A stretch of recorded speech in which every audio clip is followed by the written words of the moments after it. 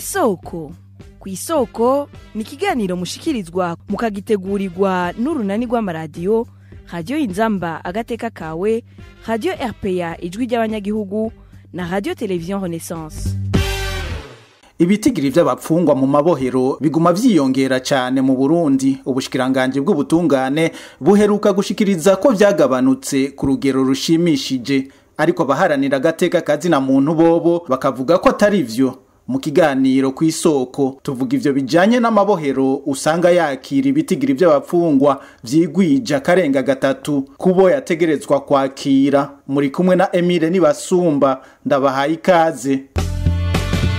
Igihe ubushikiranganje butandukanye bwariko bwishura ibibazo vy'abamenyesha makuru n'abanyagihugu mu kiganiro cabereye mu ntara ya Makamba kuwa 28 Ruheshi, umuvugizi w'ubushikiranganje bw'ubutungane Lievin Macumi yavuze ko ibitigiri vy'abapfungwa mu mabohero vyagabanutse ku rugero runini. Nagira amenyeshe ariko batumviriza bose yuko muri uyu mwaka w'2023 ushira 2024 ubushikiranganje bw'ubutungane bwari twararitse cyane guhangana no kugabanya ibitigiri by'umurengero birangwa mu mabohero. Nanzi ibitigiri nagira amenyeshe yuko nko mu kwezi kwa kabiri tariki 19 z'uyu mwaka twatanguje isekeza yo kugabanya bimwe biboneka ivyo bitigiri. Isekeza rero ryatanguye ritereye mu Rutana aho abanyororo bashika 563 barekuwe kuko by'ukuri basanze irekugwa ryabo rishobora gufasha iryo bohero ryaho rishobora gutunga ibitigiri vyumvikana. Twarabandanije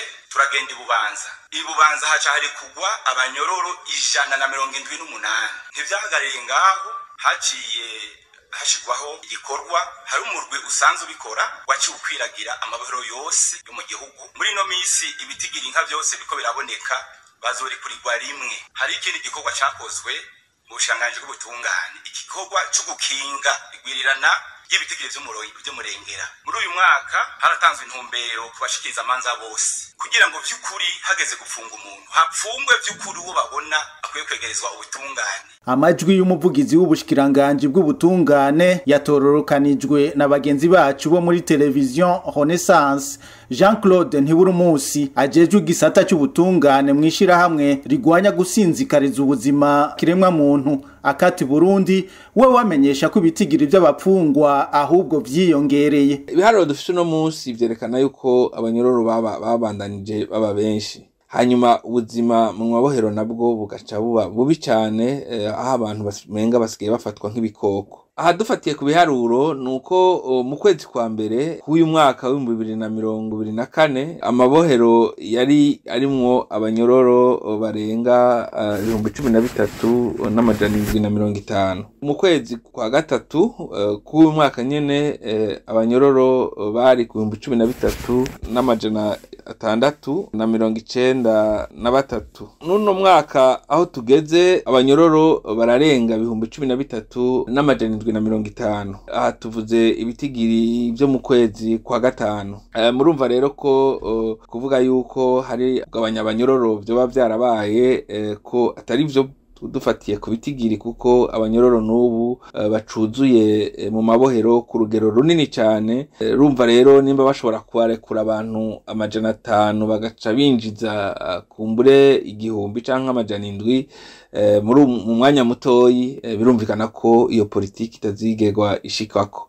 Kuri mikro ya bagenzi bacu ba Radio Inzamba, umushingwamanza Jean-Claude Ntiburumusi aravuga ivyo abona vyokogwa kugira ngo iyo ngorane itorega umuti. Twasaba rero ko ubushikiranganje bw'ubutungane bwogerageza bugafata ingingo zishigwa mu ngiro kandi zihuta kugira ngo bagabanye bimwe bigaragara ubwishi bw'abanyororo buguma bwibonekeza mu mabohero.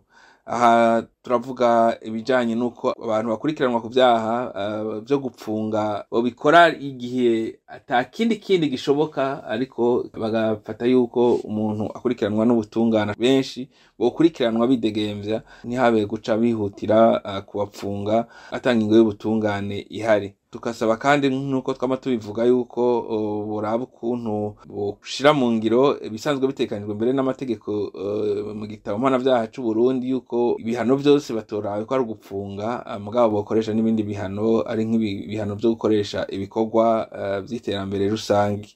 Ubwinshi bw'abanyororo rero nuko tuguma tubona mu mfuruka imwe yuko umenga no kugabanya abanyororo kugira ngo amabohero agabanukemwo abanyororo cyane ugasanga nk'ubushikiranganje bw'ubutungane buba bushaka gukorera kuko bitwara uburyo bwinshi igihugu. Mugabo si ivyo vyonyene nuko ubwinshi bw'abanyororo mu mabohero buhonyanga n'agateka k'abanyororo gatanga n'agateka kazina muntu kandi bikagira n'ingaruka mbi ku magara y'abanyororo yaba kubijanye n'ingorane zo mu mutwe canke ingwara zishobora kwaduka kubera ubwinshi bw'abanyororo. Aha rero niho duca tuvuga yuko leta y'u Burundi itegerezwa no gukingira abanyagihugu, itegerezwa gukoresha mu ngiro ingingo zishoboka zose zihuta kugira ngo abo banyororo babeho mu buzima bwumvikana ntibabafate nk'ibikoko.